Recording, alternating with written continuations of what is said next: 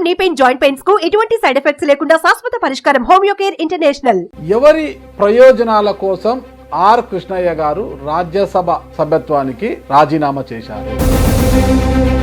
అధికారంలో ఉన్నంతసేపు వైఎస్ఆర్ కాంగ్రెస్ పార్టీ రాజ్యసభ సభ్యుడిగా మీరు ఎంజాయ్ చేశారు పదవిని. పార్టీ ఓడిపోగానే బీసీల ప్రయోజనాలు ఎందుకు గుర్తుకొచ్చాయి మీకు?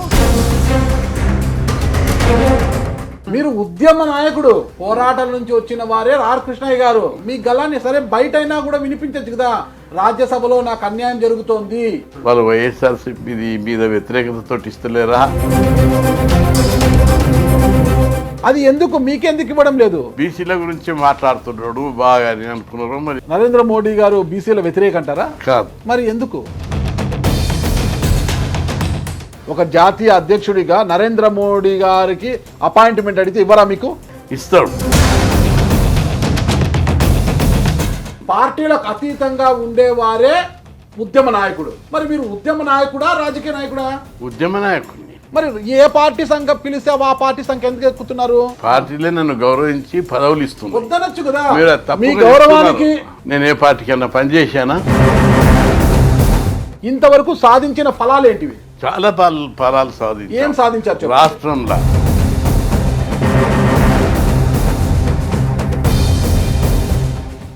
మీకు మేము అడిగితే కోపం వస్తుంది కృష్ణయ్య గారు.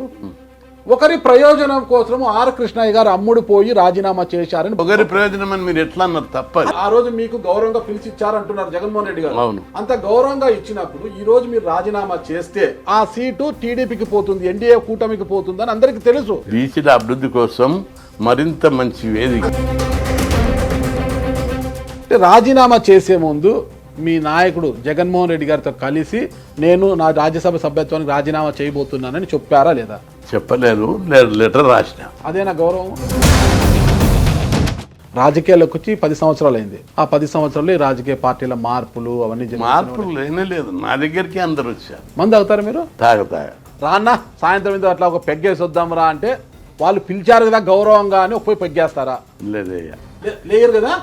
అలాగే ఏ పార్టీ అయినా మీకు పదవి ఇస్తాం రామన్నప్పుడు మీ పార్టీలకు ఒక దండం, వీలైతే మా బీసీలకు న్యాయం చేయండి, అంతేకాని నాకు పదవులు వద్దు అని ఎందుకు అనలేకపోతున్నారు? 2 ప్రశ్నలు బయట వినిపిస్తున్నాయి నాకు. మస్తు వినిపిస్తాయి. ఆర్ కృష్ణయ్య గారు సొంత పార్టీ పెట్టబోతున్నారు. ఉన్నది, ఆ డిమాండ్ అయితే ఉన్నది. రాజకీయ పార్టీ పెడితే ఒక బీసీ ఓటర్లతోనే పార్టీ మనుగడ సాగించదు. నన్నైతే ఒట్టి చేతులతో పంపిస్తున్నారు. నేను చాలా ఆశగా వచ్చాను. రాజ్యసభ రాజీనామా కోసము కోట్లు నిండి ఉన్న ఒక సంచిని ఇచ్చారు ఆర్ కృష్ణయ్య గారికి అని చెప్పారు. నేను కూడా పోయి అన్నతో 1 కోటో 2 కోట్లు తెచ్చుకుంటాము అనుకొని నేను వచ్చాను. నేను ఏదో అనవసరమైనటువంటి ప్రశ్నలు కాదు. సమాజం లోపల నా వల్ల ఎంత మార్పు వస్తుంది? బీసీల గురించి ఇంకేం కొట్లాడతారని అడుగున్నాను. బీసీల గురించి ఇంకేం కొట్లాడతారు చెప్పండి ఫైనల్ గా? చట్టసభలో రిజర్వేషన్లు పెట్టే వరకు నా పోరాటం ఆగదు. నా లాస్ట్ గోల్ అదే. Welcome to Suman TV. నేను మీ నాగరాజ్ బైర్శెట్టిని. ఈరోజు మన అతిథి మాజీ రాజ్యసభ సభ్యులు, బీసీ సంక్షేమ సంఘం జాతీయ అధ్యక్షులు ఆర్ కృష్ణయ్య గారు మనతో ఉన్నారు. నమస్తే సార్. నమస్తే. బాగున్నారా? ఇటీవల ఏదో ఆరోగ్యం బాగాలేదని విన్నాము. అంటే ఆ మధ్య 1 year దాకా కొద్దిగా టీబీ ప్రాబ్లం. ఈ జనం 1000 మంది వస్తారు రోజు. ఎవడో టీబీ అంటించిపోయాడు. ఇక తర్వాత 1 year ట్రీట్మెంట్ జరిగింది. మంచిగా బాగా ఇబ్బంది పడ్డట్టున్నారు.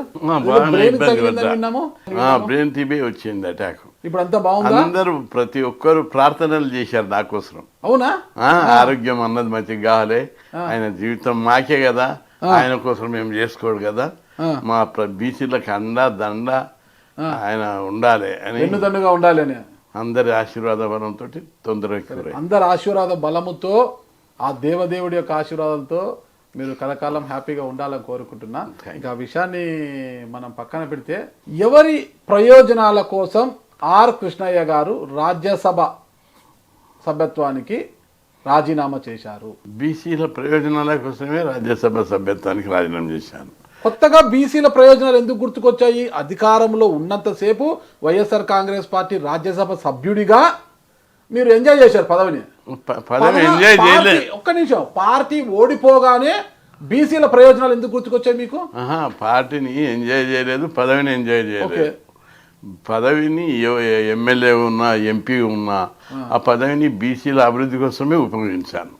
అయితే వైఎస్ఆర్సీపీ జగన్మోహన్ రెడ్డి గారు గౌరవంగా ప్రేమతో ఇచ్చాడు. అయితే అక్కడ ఢిల్లీలో కొన్ని ప్రాబ్లమ్స్ ఉన్నాయి. నాకు క్వశ్చన్స్ రావడం లేదు రాజ్యసభలో. ఎందుకు 0 అవర్లు ఇవ్వడం లేదు. ఎందుకు అందుకే ఇవ్వడం లేదు. ఎందుకు అనేది అది వేరే ప్రశ్నించే హక్కు ఉంది కదా మీకు. మీరు ఉద్యమ నాయకుడు పోరాటాల నుంచి వచ్చిన వారే ఆర్ కృష్ణయ్య గారు. అవును, ఓకేనా?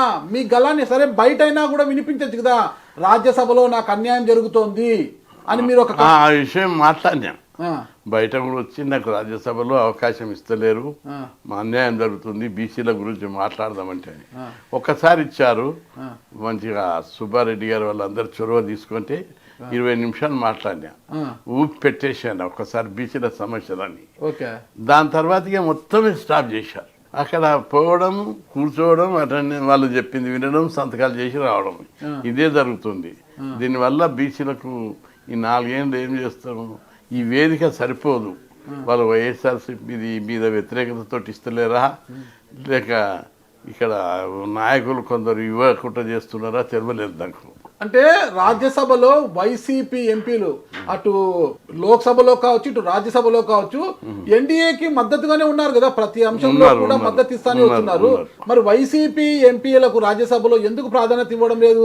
నాకే ఇవ్వడం లేదు. అది ఎందుకు, మీకెందుకు ఇవ్వడం లేదు? బీసీల గురించి మాట్లాడుతున్నాడు బాగా అని అనుకున్నారు. మరి ఏదో కారణం ఉంటుంది. నరేంద్ర మోడీ గారు బీసీల వ్యతిరేక అంటారా? కాదు. మరి ఎందుకు? నరేంద్ర మోడీ చూస్తాడా? ప్రతిది అబ్జర్వ్ ఆయన చేయడు కదా. ఆయన దృష్టికి తీసుకోవాల్సింది మీరు. ఆయన దృష్టికి తీసుకుపోయేటట్లా ఉండదు ఆడ పరిస్థితి. చైర్మన్ దృష్టికి, స్పీకర్ దృష్టికి అందరికి తీసుకుపోయాం. ఒక బీసీ సంక్షేమ సంఘం జాతీయ అధ్యక్షుడిగా, ఒక రాజ్యసభ సభ్యుడిగా పక్కన పెడదాం, ఒక జాతీయ అధ్యక్షుడిగా నరేంద్ర మోడీ గారికి అపాయింట్మెంట్ అడిగితే ఇవ్వరా మీకు? ఇస్తాడు. మరి వెళ్ళి మోడీ గారితో మీరు చర్చించచ్చు కదా. అది ఆ విషయం కూడా నరేంద్ర మోడీ దృష్టికి తెస్తామని చెప్పి 2-3 సార్లు అపాయింట్మెంట్ అడిగాము, ఇవ్వలేదు. ఇవి అక్కడ చాలా ఉంటాయి బీసీస్ పట్ల. ఎప్పుడు తెలిసింది మీ గొంతు నొక్కుతున్నారు చట్టసభల్లో, నేను నా వాణి బీసీల గొంతుకు వినిపించలేకపోతున్నాను, ఎప్పుడు తెలిసింది మీకు? ఎందుకు చాలా రోజుల కింద నేను ఓపెన్గా టీవీలో మాట్లాడినా, పార్టీలో సుబ్బారెడ్డి గారి దృష్టికి తీసుకొచ్చాను, పార్టీ లీడర్ల దృష్టికి కూడా తీసుకొచ్చాను. ఇట్లా వీళ్ళు నాకు ఇవ్వడం లేదంటే వాళ్ళు వచ్చి కూడా చెప్పారు చైర్మన్కు. ఆర్ కృష్ణయ్య గారు నిజమైన ఉద్యమకారుడు అయితే, నిజంగా బీసీల కోసమే పోరాట పడేవారైతే, గతంలో టీడీపీ నుంచి ఎమ్మెల్యేగా పొడిచి ముఖ్యమంత్రి పదవి ఇస్తాము అంటే టీడీపీ నుంచి ఎమ్మెల్యేగా పోటీ చేశారు. అప్పుడు కనీసం మీ ఫ్లోర్ లీడర్ కూడా వేయలేదు అసెంబ్లీలో. అప్పుడు ఒక పార్టీ కండో భుజాన్ని వేసుకోరు. తర్వాత రాజ్యసభ ఇస్తామంటే పులోమని వైసీపీ సంకనెక్కరు. పార్టీలకు అతీతంగా ఉండేవారే ఉద్యమ నాయకుడు. మరి మీరు ఉద్యమ నాయకుడా, రాజకీయ నాయకుడా? ఉద్యమ నాయకుడిని. మరి ఏ పార్టీ సంఖ్య పిలిస్తే ఆ పార్టీ సంఖ్య ఎందుకు ఎక్కుతున్నారు? పార్టీ సంఖ్యలు ఎక్కడం లేదు, పార్టీలే నన్ను గౌరవించి పదవులు ఇస్తున్నారు. వద్దనొచ్చు కదా. మీ గౌరవానికి మీరు నేను ఏ పార్టీకి అన్నా పనిచేశానా? మీరు అది చెప్పండి. మరి టీడీపీలో ఎమ్మెల్యేగా మీరు టీడీపీలో పనిచేశారు కదా. ఎప్పుడు పనిచేసినా?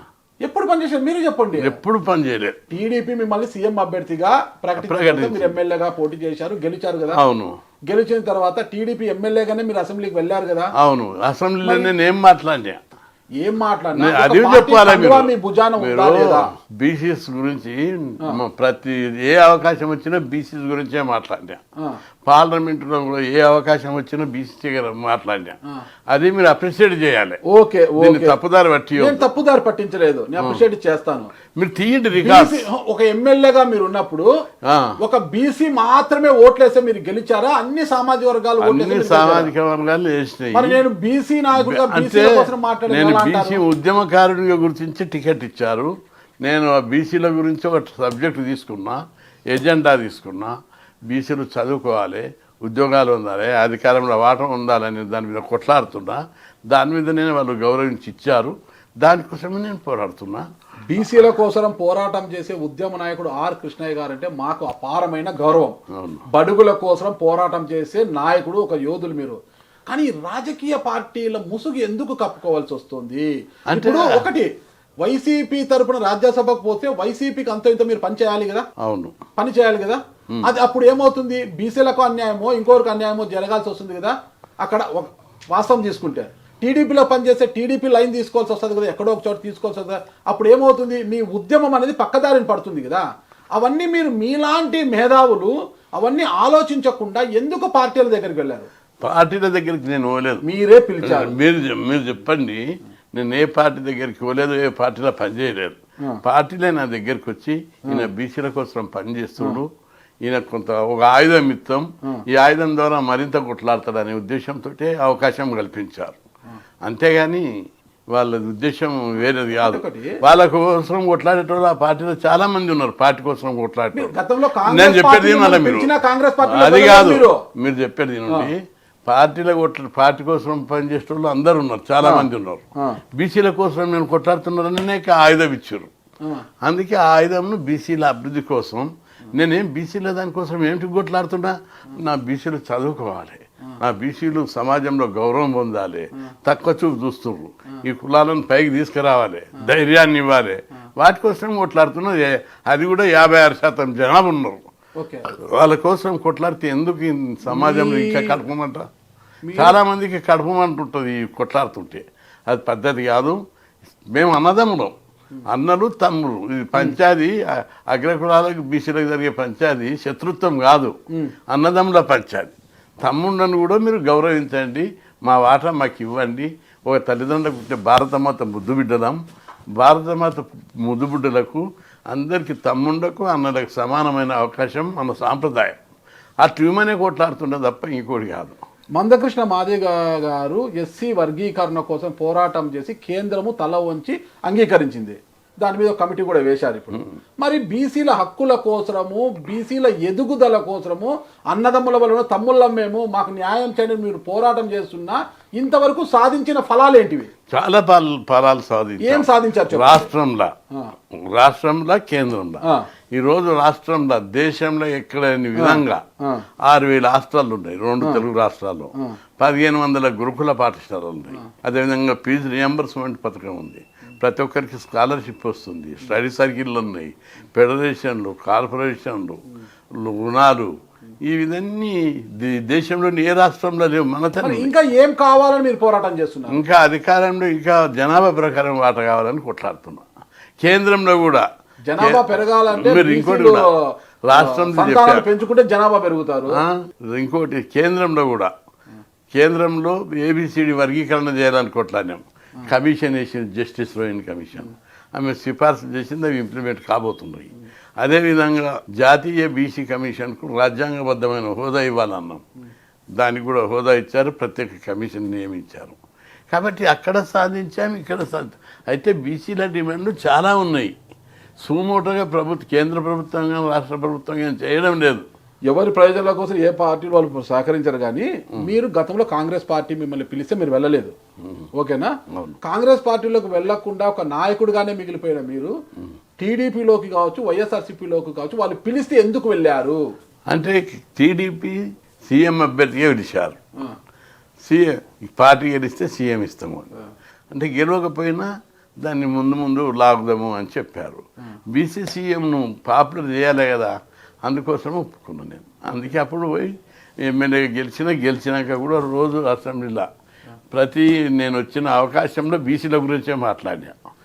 జాతీయ స్థాయిలో బీసీల హక్కుల కోసం నిత్యం పోరాడే మీరు సరే టీడీపీ నుంచి బయటకు వచ్చేసారు, మళ్ళా బీసీల హక్కుల కోసం పోరాటం చేశారు. సరే వైఎస్ జగన్ ఏపీకి మీకు ఏమాత్రం సంబంధం లేకపోయినా, ఓకేనా, మీరు తెలంగాణలో ఉంటారు, ఏపీకి సంబంధం లేకపోయినా వైఎస్ఆర్సీపీ అధినేత జగన్మోహన్ రెడ్డి గారు మిమ్మల్ని పిలిచి రాజ్యసభ ఇస్తానంటే ఎందుకు వెళ్ళారు? నాకు వద్దండి, మీ అభిమానాన్ని నేను ధన్యుణ్ణి, నాకు అవసరం లేదు మీ రాజ్యసభ, నేను బీసీలకు జాతీయ స్థాయిలో బీసీల కోసం పోరాటం చేసేవని చెప్పొచ్చు కదా. రాజ్యసభలో కూడా నా వాణి వినిపించాలనే ఉద్దేశంతో పోయినా. వాళ్ళు కూడా జాతీయ స్థాయిలో బీసీల వాయిస్ వినిపించొచ్చు ఆర్ కృష్ణ యాదవ్ గారు మీకు ఇచ్చారు. మరి ఎందుకు బయటకు వచ్చారు? ఎందుకు బయటకు అంటే ప్లాట్ఫారం కరెక్ట్ లేదని బయటకు వచ్చిన. నా వాయిస్ వినిపించేటటువంటి స్థితి, నా సమయం దానికోసం వెచ్చిస్తే దానివల్ల బెనిఫిట్ బీసీలకు లాభమయ్యే పరిస్థితి అక్కడ కనిపించడం లేదు. మీకు మేము అడిగితే కోపం వస్తుంది కృష్ణయ్య గారు. ఒకరి ప్రయోజనం కోసం ఆర్ కృష్ణయ్య గారు అమ్ముడు పోయి రాజీనామా చేశారని బయట ఆరోపణలు వస్తున్నాయి. అంటే రాజీనామా చేసే దానికోసం వేరే వాళ్ళ ప్రయోజనం ఉంటుందా? నువ్వు రాజీనామా చేస్తే మాకు వస్తుంది ఆ సీటు, ఏదో నీకు ఇంత ఇస్తాం, నువ్వు రాజీనామా చేసి వెళ్ళిపో. రేపు మళ్ళా నేను ఎంపీ అయితే అప్పుడేం జవాబు చెప్తారు మీరు? ఓకే, మళ్ళా ఎంపీ అంటే ఇప్పుడు రాజ్యసభ ఎన్నికల్లో అదే మీరు పోటీ ఏదో చేయలేదు ఒకటి కదా. లోక్సభను రాజ్యసభను లోక్సభ నుంచి వేరే చైర్మన్ ప్రజల చేత ఎన్నుకోబడి చైర్మన్ ఏదో అన్న అయితే ఊగానాలు వద్దు. అప్పుడు మీరు ఏం చెప్తారు? ఓకే, నేను ఏదైనా మంచి పదవి ఉన్నత పదవికి పోతే ఎలా పోతారు? అప్పుడు మీరు ఏం చెప్తారు? ఎలా చెప్తారు? ఇప్పుడేమో మీరు ఏమన్నారు అంటే ఒకరి ప్రయోజనం అని మీరు ఎట్లా అన్నారు? తప్పదు. అదే మళ్ళా ఇప్పుడు ఒకరి మీ ప్రయోజనం రాజీనామా అనేది ఎవరికి లాభాన్ని ఇస్తుంది? మీకు ఒకరి ప్రయోజనం అనేది ఊహాగానాలు. ఓకే, అది అట్లా తప్పది. ఓకే. నేను ఉద్యమ నాయకుడిని, జీవితాన్నే త్యాగం చేసిన. బ్యాంక్ ఆఫీసర్ వచ్చింది, ఎన్టీ రామారావు పార్టీ పెట్టినప్పుడు ఎమ్మెల్యే ఇచ్చి హిమాయత్ నగర్ మంత్రి ఇస్తుంటే పోలేదు. అనేక సార్లు చెన్నారెడ్డి కానీ, ఎన్టీ రామారావు కానీ, రాజశేఖర రెడ్డి కానీ ప్రతి ఒక్కరిని పదవులు పెద్ద పెద్ద ఇప్పుడు ఆ చిన్న వయసులో ఇస్తామంటేనే పోలేదు. పదవి కోసం ఇలా వారు చెప్పేది నాకు, పదవి కోసం డబ్బు కోసం పోలేదు. డబ్బు కావాలనుకుంటే వ్యాపారం ఉన్నది, వ్యాపారం చేస్తుంటే రియల్ ఎస్టేట్ వ్యాపారం ఏదంటే రియల్ ఎస్టేట్ నా శిష్యుడే 100 కోట్లకి వెళ్ళిపోయారు రియల్ ఎస్టేట్ చేసి. పోలేదు నేను అగ్రికల్చర్ చేసుకొని హార్డ్ కోర్ మనీతోటే నేను ఉద్యమాలు చేశాను. కానీ ఎక్కడ కూడా అధికారం కోసం తప్పదో. బీసీల ఏజెండానే నా ఎజెండా. ఏది చేసినా బీసీల అభివృద్ధి కోసమే చేస్తా, ఇక ముందు కూడా అదే చేస్తా. బీసీల అభివృద్ధి కోసం ఒక పదవి ఉపయోగపడుతుంది అన్నప్పుడే ఆ పదవి తీసుకుంటున్నా. మరి నెక్స్ట్ ఎంపీ అవుతానంటారు, ఏ విధంగా ఎంపీ అదే అవుతారు? అయితే నేను క్వశ్చన్ ఏ అడిగిన విధంగా అవుతారు చెప్పండి. అయితే అప్పుడు మీరు ఏం చెప్తారని అడిగిన. మీరు తప్పుడు ప్రశ్న అడిగారని నేను చెప్తాను. సరే సార్, స్ట్రైట్ ఆన్సర్ మీరు చేయండి. ఏ పార్టీ నుంచి ఏ విధంగా మీరు రాజ్యసభ కానీ లోక్సభ కానీ అవుతారు? బీసీలకు ఉపయోగపడే పదవి, బీసీల అభివృద్ధికి ఉపయోగపడే పదవి ఏదన్నా పాటిస్తే అప్పుడు దాన్ని ఆలోచించి అంగీకరిస్తాం. ఎవరైనా కూడా బీసీలకు ఉపయోగపడేదంటే ఒక రాజ్యసభను ఇస్తారు, లేదంటే లోక్సభ సీటు ఇస్తారు మీకు. అది ఇవ్వచ్చు, చైర్మన్ ఇవ్వచ్చు, ఇంకేదాన్ని ఇవ్వచ్చు, చైర్మన్ ఏదైనా ఇవ్వచ్చు. చైర్మన్ అంటే బీసీ నేను ఒకటి చెప్పాను మీకు, బీసీలకు ఉపయోగపడే పదవి, బీసీల అభివృద్ధికి. ఇక్కడ నేను ఇన్ని స్కీమ్లు పెట్టించిన, బీసీలు చదువుకుంటున్నారు, ఊరురా ఇంటింట ఈరోజు బీసీ చదువుకుంటున్నాడు. మీ వాయిస్ చట్టసభల్లోనే మీది కంఠశోష అవుతున్నప్పుడు ఒక చైర్మన్ పదవి ఇస్తే చైర్మనే కానీ చట్టసభలే కానీ వేదిక కరెక్ట్ కావాలి. చైర్మన్ అయినారు అనుకో సపోజ్, అప్పుడు స్కీమ్లు పెట్టిస్తారు. దానికి పవర్ గవర్నమెంట్ రావాలి కదా. గవర్నమెంట్ ముందుకు చైర్మన్ అయినా కూడా మీ యొక్క డిమాండ్స్ నెరవేర్చాల్సింది గవర్నమెంట్ కదా. ఇప్పుడు నేషనల్ బీసీ కమిషన్ ఉంది, దానికి సుప్రీం పవర్స్ రాజ్యాంగబద్ధమైన హక్కులు ఉన్నాయి, అధికారాలు ఉన్నాయి. అది ఏది సిఫార్సు చేస్తే ఇప్పుడు మనకున్న స్కీమ్లు మధ్యప్రదేశ్లో లేవు, ఉత్తరప్రదేశ్లో లేవు, కర్ణాటకలో లేవు, మహారాష్ట్రలో లేవు, ఈవెన్ బీసీలు చీఫ్ మినిస్టర్లు ఉన్న రాష్ట్రాలలో కూడా లేవు. ఇక్కడ పెట్టించినామంటే ఉద్యమాల ద్వారా నేను పెట్టించాను. నాకు ఒక ఎజెండా ఉంది, దాన్ని మీరు వక్రీకరించొద్దు. ఈరోజు ప్రతి ఇంట్లో ఇంజనీరింగ్ చదివిన వాళ్ళు, డిగ్రీ చదివిన వాళ్ళు ఉన్నారు తెలంగాణలో. మీరు పోయి చూడండి, తెలంగాణలో కానీ ఆంధ్రలో కానీ. అదే పరిస్థితి కర్ణాటకలోకి ఎందుకు లేదు? బీసీలు చీఫ్ మినిస్టర్లు 30 ఏళ్ళు, ఉత్తరప్రదేశ్లో చూడండి, బీహార్లో చూడండి. అది అప్రిషియేట్ చేయాలి మీరు. మా వల్ల నేను రాజకీయ పదవుల కోసం దేనికోసం చేయలేదు. నా జాతి, నా పేద కులాలు, భారత జాతిలో ముద్దు బిడ్డలు అందరూ చదువుకోవాలి, వాళ్ళ గౌరవం పెరగాలి, వాళ్ళ శక్తియుక్తులు ఈ సమాజ అభివృద్ధికి ఉపయోగపడాలి అనే ఒక బ్రాడర్ కాన్సెప్ట్లో పోరాడుతారు. మిమ్మల్ని మేము అప్రిషియేట్ చేస్తున్నాం, మీ ఉద్యమ స్ఫూర్తిని అప్రిషియేట్ చేస్తున్నాం. కానీ మీకు సంబంధం లేకపోయినా జగన్మోహన్ రెడ్డి గారు ఈరోజు రాజ్యసభ 100 కోట్లు 150 కోట్లు తీసుకొని రాజ్యసభ సీట్లు ఇస్తున్నారు. మరి ఆ రోజు మీకు గౌరవంగా పిలిచి ఇచ్చారంటున్నారు జగన్మోహన్ రెడ్డి గారు. అంత గౌరవంగా ఇచ్చినప్పుడు ఈ రోజు మీరు రాజీనామా చేస్తే, ఒకరు కాదు మీరు ముగ్గురు, మీరు బీద మస్తాన్ గారు, మోపిదేవి వెంకటరమణ గారు, ముగ్గురు బీసీలు కూడా రాజీనామా చేశారు. మీరు రాజీనామా చేస్తే ఆ సీటు టీడీపీకి పోతుంది, ఎన్డీఏ కూటమికి పోతుంది అని అందరికీ తెలుసు. తెలిసినప్పటికీ కూడా మీరు ఎందుకు రాజీనామా చేశారు? తెలుసు. వాళ్ళు ఎందుకు చేశారు? ఎవరు? బీదమస్తానికి మళ్ళీ ఎక్స్టెన్షన్ ఇస్తున్నారు, ఎన్డీఏ కూటమిలోనే ఎక్స్టెన్షన్ ఇస్తున్నారు. మోపిదేవి వెంకటరమణ గారు జగన్మోహన్ రెడ్డి మీద అలకబూని ఆయన నాకు గౌరవం ఇవ్వడం, ఆయన స్టేట్మెంట్ ఇచ్చాడు. మీ స్టేట్మెంట్ ఏంటి? నేను బీసీల అభివృద్ధి కోసమని స్టేట్మెంట్ ఇచ్చినా. బీసీల అభివృద్ధి కోసం మరింత మంచి వేదిక అది ఆయుధం సహేతుకంగా లేదు అనిపిస్తుంది. బీసీల అభ్యున్నతి కోసం బీసీల కోసమే బీసీల గొంతుకు అవుతారు చట్టసభలు, అది కూడా పెద్దల సభకు పంపిస్తే బీసీల గొంతుకు అవుతారని పంపితే అక్కడే గొంతుక వినిపించలేక బయటికి వస్తే ఎందుకు ఇది? గొంతుగా వినిపించలేక కాదు, గొంతుగా భారీగా వినిపించాను. నా ఒక్క స్పీచ్ తోటే మొత్తం స్టాప్ అయింది అంతా. ఒక్కరోజు 20 నిమిషాలు మాట్లాడితే మొత్తం సమాజం అంతా 2 తెలుగు రాష్ట్రాలు అవరా ఇంత అన్యాయం జరుగుతుంది ఆ బీసీలకు. మా కృష్ణయ్య గారు చాలా అద్భుతంగా వినిపించారు. మీరు ఆ స్టేట్ చూడాలి. అది మీరు ఇప్పుడు మీకు ఇంకా అదే కాదు, ఎన్డీఏ కూటమిలో ఇంకొక 4-5 సార్లు మాట్లాడినా అంతకుముందు కానీ ఆ తర్వాత కానీ వాటిని కూడా వినాలి. బీసీల గురించే మాట్లాడినా, క్రిమిలేయర్ గురించి, జనాభా ప్రకారం రిజర్వేషన్లు పెంచాలని వాటి మీద అడగండి మీరు ప్రశ్నలు. నేను సాధించిన వాటి మీద అడగాలి. మీరు ఈ సమాజంలో ఎంత మార్పు కోసం పోరాడుతున్నా అది చూడాలి, కానీ ఏదో అనవసరమైనటువంటి ప్రశ్నలు కాదు. సమాజం లోపల నా వల్ల ఎంత మార్పు వస్తుంది. ఇక్కడ ఇంటింటికి చదువుతున్న రూరల్కి పోయి చూడు, ఒక చిన్న గుడిసెలో ఉన్నాడు కూడా ఇంజనీరింగ్ చదువుతున్నాడు. ఓ గొల్లకాడికి పోయే పూరడు ఈరోజు ఇంజనీరింగ్ పీజీ చదువుతున్నాడు. సార్, మీరు సాధించిన ఫలితాలు మీ ఉద్యమ స్ఫూర్తిని ఎక్కడా ఎవరు కించపరచడం లేదు. నా ధ్యేయం అది. మీరు ఆ రోజు టీడీపీలకు పోయి ఎమ్మెల్యే మళ్ళీ వచ్చేసారు. ఎందుకు రాజ్యసభ నేను రాలేదు, టీడీపీలోకి రాలేదు, అట్లే ఉన్నా. టికెట్ రాలేదు కాబట్టి ఆటోమేటిక్గా బీసీ ఉద్యమం చేశారు. మళ్ళీ వైసీపీ పిలిచినప్పుడు టీడీపీకి దూరం అయినట్టే వెళ్ళారు, వచ్చారు. మీరు రాజీనామా అది ఇంపార్టెంట్ కాదు. మీరు ఒక నాయకుడిని గుర్తించేటప్పుడు నాయకుడు చేసే పనిని, ఆయన వల్ల సమాజానికి ఎట్లాంటి ఫలితాలు వస్తున్నాయి, ఏ విధమైనటువంటి పరిణామాలు చూడాలి తప్ప, లేదా నాయకుడు చేసే దుర్మార్గాలు, భూ కబ్జాలు అవి మాట్లాడాలి. అరే ప్రజల కోసం చేస్తే కూడా ఇంతగానే ఉంటుంది. ఇంకా ఇప్పుడు అంటే వెళ్ళేటప్పుడు ఆ ప్రజలు గుర్తుకు లేరా? ప్రజల కోసమే బీసీల అభివృద్ధికే నా ఎజెండా. అందుకోసం నా పద్ధతిలో నేను ఊపుతా అంతే. చట్టసభలో ఉండి సాధించలేదు. చట్టసభలో మీరు చూశారు, అల్టిమేట్ చట్టసభలలో ఈ ఆయుధం సరిపోతలేదు అని చెప్పి రాజీనామా చేసిన. 2 ప్రశ్నలు బయట వినిపిస్తున్నాయి నాకు, మస్తు వినిపిస్తాయి. ఆర్ కృష్ణయ్య గారు సొంత పార్టీ పెట్టబోతున్నారు. ఉన్నది, ఆ డిమాండ్ అయితే ఉన్నది. ఇంకా అంత తొందరగా నిర్ణయం తీసుకుంటలేను. రాజకీయ పార్టీ పెడితే ఒక బీసీ ఓటర్లతోనే పార్టీ మనుగడ సాగించదు. అన్ని వర్గాల ప్రజలు ఓట్లు వేస్తేనే మీ పార్టీ మనుగడ. అలాంటప్పుడు ఒకవేళ పార్టీ పెడితే దాని ఫలితం ఎలా ఉండబోతుంది? రెండవది ప్రస్తుతం తెలంగాణలో కాంగ్రెస్ పార్టీలో అధికారం ఉంది కాబట్టి కాంగ్రెస్ పార్టీలో చేరి కాంగ్రెస్ పార్టీ నుంచి రాజ్యసభ పొందడానికి, లేదా నెక్స్ట్ కేంద్రంలో కాంగ్రెస్ పార్టీ అధికారంలోకి వస్తే అక్కడి నుంచి ఫలాలు సాధించడానికి కృష్ణయ్య గారు ఏపీలో వైసీపీకి రాజీనామా చేశారా? ఏంటి అసలు అనేది అనిపిస్తుంది. అది రెండోది, పార్టీ పెట్టాలనేది ప్రతి చోట ప్రతి మీటింగ్లో ఆ డిమాండ్ వస్తున్నది.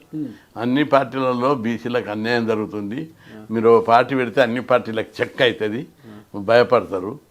మనకి అవకాశం కూడా ఇక్కడ పార్టీలు ఎక్కువ ఉంటాయి. అయితే కేఏపాల్ తోటి బీసీ ఉద్యమం పోల్చొద్దు. ఆయన ఫిలాసఫీ వేరు, ఆయనకున్న సిద్ధాంతం వేరు, ఆయన పద్ధతిలో ఆయన పోతున్నాడు.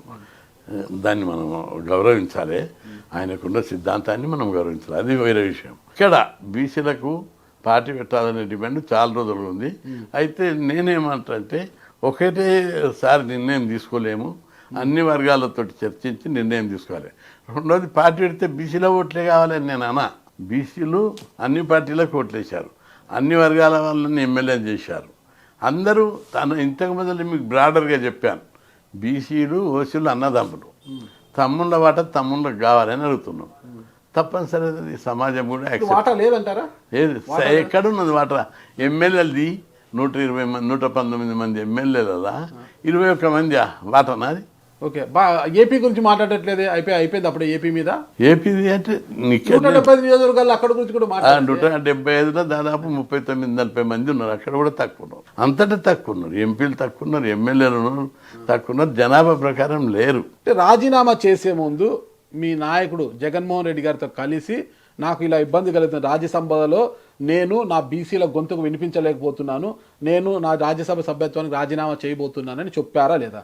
చెప్పలేదు, లెటర్ రాసి అదేనా గౌరవం? అంటే అది గౌరవం కదా. గౌరవంగా మిమ్మల్ని పిలిచి రాజ్యసభ ఇచ్చినప్పుడు గౌరవంగా అతన్ని వెళ్ళి కలిసి చెప్పి రాజీనామా చేయడం మంచి పద్ధతి కదా. పద్ధతే. నేను లెటర్ రాసి పంపించిన, పార్క్స్ చేసిన. ఇప్పుడు ఒక విషయం మీద ఒక నిర్ణయం తీసుకున్నప్పుడు నేను అనేక మందిని లీడర్ని అపాయింట్ చేస్తా. వాళ్ళు నాకు రాజీనామా చేసినప్పుడు మంచోడైతే చేయొద్దు అంటాం, ఉండు అని అంటాం. కాబట్టి చేయనీయం. వాళ్ళు చెప్పకుండానే రాజీనామా చేస్తారు. నేను కూడా ఎవడన్నా పని చేస్తలేడు అనుకో, ప్రెసిడెంట్గా, జిల్లా ప్రెసిడెంట్ కానీ స్టేట్ ప్రెసిడెంట్ కానీ, వెంబడే వాళ్ళని తొలగిస్తాం. చెప్పి చేయము, పిలిపించేయము. అంటే ఓ పద్ధతి ఉంటుంది దానికి. ఆ పద్ధతి ప్రకారమే పోతాం ఇక్కడ కూడా. అంటే మిమ్మల్ని అందరితో పోల్చలేము. మీరు రాజకీయాల్లోకి వచ్చి 10 సంవత్సరాలు అయింది, అవునా? 10 సంవత్సరాలు అయింది. ఆ 10 సంవత్సరాలు ఈ రాజకీయ పార్టీల మార్పులు అవన్నీ మార్పులు లేనే లేదు. నా దగ్గరికి అందరు వచ్చారు. నేను ఎక్కడైనా పోయినా, నిన్న ఎవరైనా అడిగినా అందరు నా దగ్గరికి వచ్చారు. నేను చేస్తున్న సేవను గుర్తించి. నాకు ఒక చిన్న తప్పుగా అనుకోద్దండి, మందు తాగుతారా మీరు? తాగ అలవాట్లేదా? మందు తాగా. నాకున్న అలవాటు గొప్ప అలవాటు. యోగా చేస్తా, పూజ చేస్తా, ఆసనాలు వేస్తా, మెడిటేషన్ చేస్తా, మద్యం తాగా, సిగరెట్ తాగా.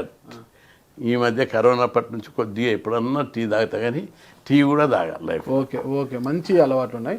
ఎవరైనా వచ్చి రాన్న బోరు కొడుతుంది అలా పోయి ఒక దమ్ము కొట్టొద్దామంటే పిలిచారు, అది ఇంతవరకు రుచి చూడలేదు. ఓకే, రాన్న సాయంత్రం ఇంత అట్లా ఒక పెగ్గేసి వద్దాం రా అంటే వాళ్ళు పిలిచారు కదా గౌరవంగా అని పోయి పెగ్గేస్తారా?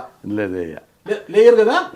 అంటే మీ అలవాట్లను, మీ విలువలను మీరు దిగజార్చుకోకుండా ఎలా ఒక గీత గీసుకొని ఉన్నారు, అలాగే ఏ పార్టీ అయినా మీకు పదవి ఇస్తాం రామన్నప్పుడు మీ పార్టీలకు ఒక దండం, వీలైతే మా బీసీలకు న్యాయం చేయండి, అంతేకాని నాకు పదవులు వద్దు అని ఎందుకు అనలేకపోతున్నారు? పదవితోటి బీసీలకు మరింత ప్రయోజనం అయ్యేటట్టుగానే ఒప్పుకుంటున్నా. ఈ రాజ్యసభ అయినా, ఇక్కడ సీఎం పదవి అప్పుడు అనౌన్స్ చేసిన. సీఎం పదవి అప్పుడు తెలుగుదేశం ఎందుకు ఒప్పుకున్నా, అంగే ఏర్పడుతుంది, అందులో అడ్జస్ట్మెంట్లు వస్తుందేమని చూసినాం.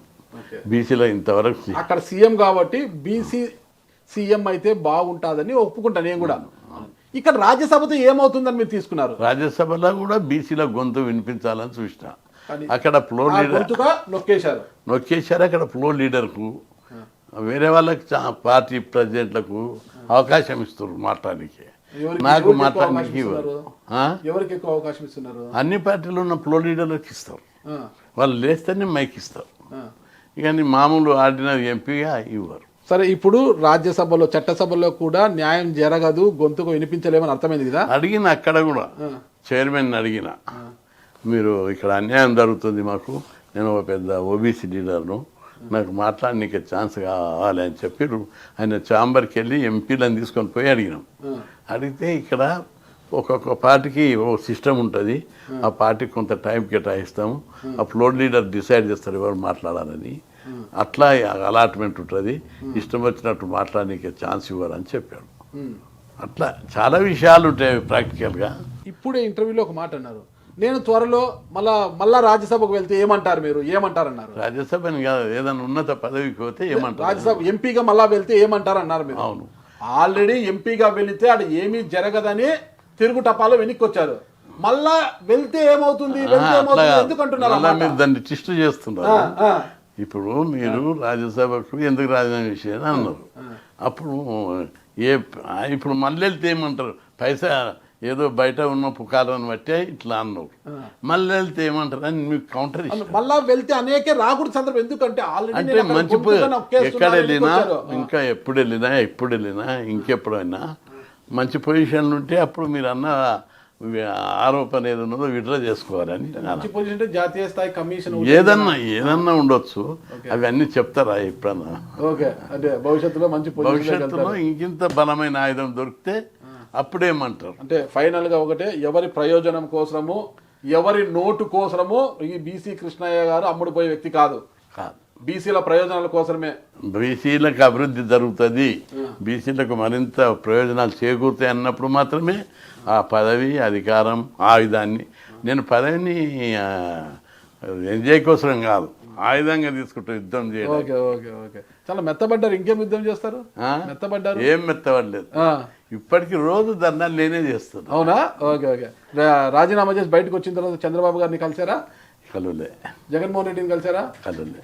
ఇక్కడ రేవంత్ రెడ్డి గారిని ఏమైనా కలిసారా? ఇక్కడ బీసీలో డిమాండ్ ఉన్నప్పుడు 2 సార్లు 3 సార్లు కలిసిన. జాతీయ స్థాయిలో గొంతుకు వినిపిస్తుంది అనేసి మిమ్మల్ని రాజ్యసభ పంపిస్తే ఏపీ నుంచి, ఏపీని గాలి కుదిలేసి ఎంతసేపు ఉన్న తెలంగాణనే తెలంగాణ వాదంలోనే తెలంగాణలోనే బీసీలు ఉన్నట్టు మాట్లాడితే ఎట్లా? నాగరాజు గారు రోజు 100 మంది వస్తారు ఇక్కడికి దేవగానే, వాళ్ళ సమస్యలు ఎన్నో. తెలంగాణలో ఉంటారు కాబట్టి ఇక్కడికి అంత వస్తారు. మీరు ఏపీలో కూడా ఆఫీస్ పెడితే మీద ఆడ ఏపీలో కూడా వస్తారు. అంటే తెలంగాణ ఏపీ డివైడ్ అయినాక ఏపీ మీద కూడా నాకు అభిమానం ఉంది.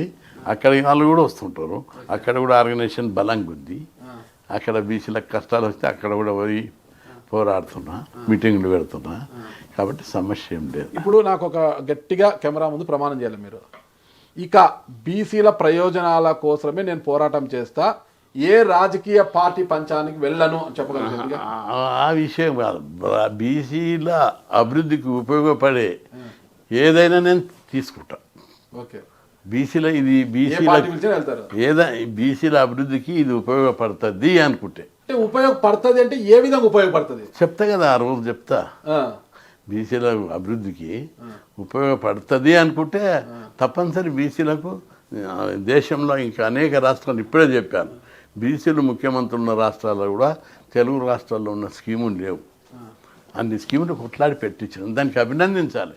ఈరోజు తెలుగు రాష్ట్రాలలో పల్లెటూరికి ఒక గుడిసెన్ దట్టు డిగ్రీ చదివే పిల్లగాడు దొరుకుతాడు, ఇంజనీరింగ్ చదివే పిల్లగాడు దొరుకుతాడు. ఎట్లా వచ్చిన వాళ్ళంతా, ఏ విధంగా అయినారు? ఇది దేశంలో ఎక్కడన్నా జరిగిందా? బీసీలు ముఖ్యమంత్రులు ఉన్నారు. ఎక్కడ బీహార్, యూపీ, తమిళనాడు, కర్ణాటక, మధ్యప్రదేశ్, గుజరాత్ అని మహారాష్ట్రలో, రాజస్థాన్లో, ఛత్తీస్గఢ్లో బీసీలు ముఖ్యమంత్రులు 20 ఏళ్ళ నుంచి చదువుకుంటూ వస్తున్నారు. ఎందుకు జరగలేదు అక్కడ పరిణామం? విప్లవాత్మకమైన మార్పు ఎందుకు జరగలేదు? నేను విప్లవాత్మకమైన మార్పు కోసం చేస్తే దాన్ని అభినందించాలి మీరు. ఓకే, ఖచ్చితంగా మీరు తీసుకొచ్చిన మార్పులు భవిష్యత్తులో మంచి ఫలాలు ఇవ్వాలి. ఇంకా మార్పు కోసం కొట్లాడుతున్న జాతీయ మీరు కొట్లాడాలా, మీ వెనక బీసీలు అందరూ ఉంటారు. అయితే నన్ను అయితే ఒట్టి చేతులతో పంపిస్తున్నారు. నేను చాలా ఆశగా వచ్చాను. రాజ్యసభ రాజీనామా కోసము ఒక కోట్లు నిండి ఉన్న ఒక సంచిని ఇచ్చారు ఆర్ కృష్ణయ్య గారికి అని చెప్పారు. నేను కూడా పోయి అన్నతో 1 కోటో 2 కోట్లు తెచ్చుకుంటాము అనుకొని నేను వచ్చాను. నేను రాజీనామా చేస్తే పైసలు ఇస్తారా? అంటే నాకు పదవి కాదు, నువ్వు రాజీనామా చేస్తే నాకు పదవి వస్తుంది అన్నప్పుడు నీ పదవి నాకు వస్తుంది, నువ్వు రాజీనామా చేసి వెళ్ళిపోతే అది మా ఎన్డీఏ కూటమికి బలం ఉంది కాబట్టి మాకు వస్తుంది అనుకున్నప్పుడు పైసలు ఇస్తారు. ఆ పైసలు ఏమన్నా ఉన్నాయేమో అన్నతో నేను కూడా ఇప్పించుకుంటా. పైసలు సంపాదించడం అయితే వ్యాపారం చేస్తా, బిజినెస్లు చేస్తా, రియల్ ఎస్టేట్ చేస్తా. నా శిష్యులు 10,000 కోట్లకు ఈ వీటికి ఇసుటి వాటికి ఆశపడుతున్నా. నాకు హోదా ఉంది, స్థాయి ఉంది, రాజ్యాధికారంలో ప్రతి ఒక్క ఉన్నతమైన స్థానం ఉంది. అనేక సార్లు నాకు 100 కోట్లు వచ్చే అవకాశం ఉండే. రాజ మార్తాండ.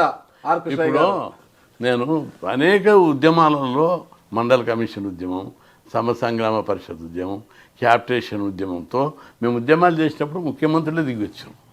మంచి మంచి ఆఫర్స్ వచ్చినాయి, ఎక్కడ కూడా రాజీ పడలేదు. నాకు నా ఉద్యమానికి అన్ని పార్టీలు మద్దతు ఇచ్చినాయి.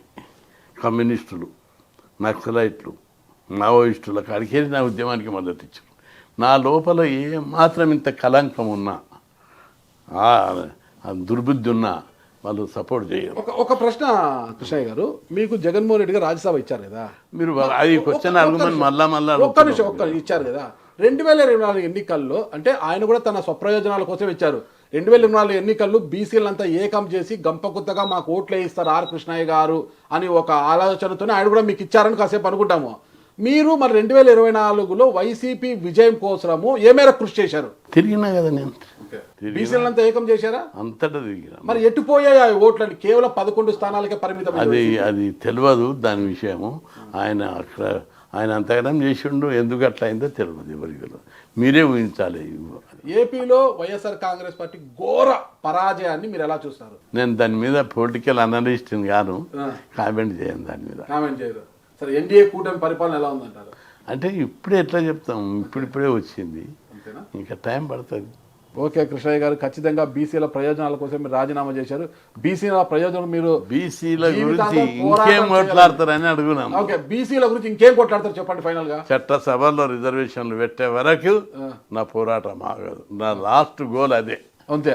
ఓకే, ఖచ్చితంగా చట్టసభల్లో బీసీలకు రిజర్వేషన్ సమాన స్థాయిలో కల్పించేంత వరకు వారికి ఉన్న హక్కుల మేరకు ఆ స్థాయిలో కల్పించే పోరాటం ఆగకూడదని నేను కూడా కోరుకుంటున్నాను.